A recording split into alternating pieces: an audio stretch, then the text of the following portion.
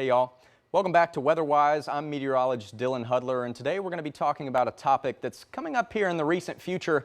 You know, severe weather season starting to wind down, but hurricane season will be beginning here soon on June 1st. NOAA has already started issuing their predictions on May 15th for what the season kind of will look like. And even though June's not that active of a month for tropical storms and hurricanes, it's still not impossible to see them. Here, this is climatologically where the most active times of the year is. You have hurricanes here in red on this graph, tropical storms in yellow. So June, not very active. We usually see the peak of hurricane season later in the summer and into the fall months. Peak climatologically is September 10th. And you may ask yourself, why is it during these times? Why is it from June 1st to November 30th?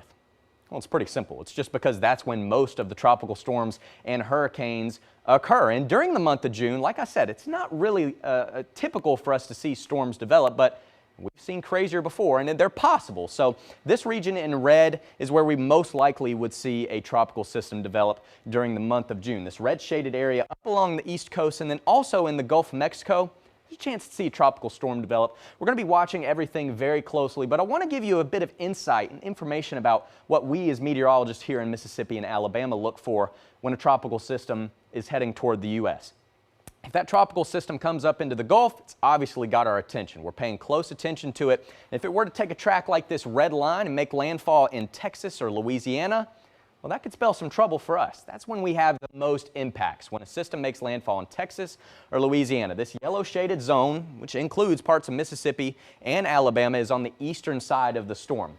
The eastern side of the storm is where the strongest winds are. You see the heaviest rain, and even some spin-up tornadoes are possible. You think about how much a hurricane spins. Well, that same spin's translated into other storms that are produced by the hurricane, and they can easily produce tornadoes as well. So that's something we're going to be watching extra close for. The western side of a landfalling hurricane is usually a little bit more calm.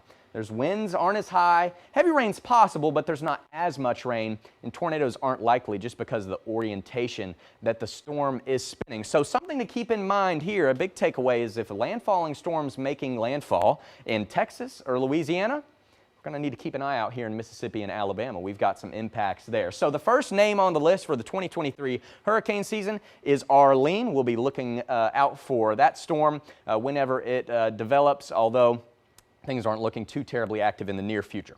Appreciate you tuning in here. Obviously, this is a different face to WeatherWise. This is my first time hosting this segment, and I want to make it fun. I have a lot of creativity, creative freedom here with this segment, and I want to hear from you guys. I want to know what you want to see, what you want me to talk about. So if you have any questions or comments about maybe future topics you'd like me to do a WeatherWise segment on, you can email us at weather@wcbi.com. Follow us on Facebook, Twitter, and Instagram. So I appreciate y'all tuning in. We'll have the next segment of WeatherWise next Sunday here on WCBI.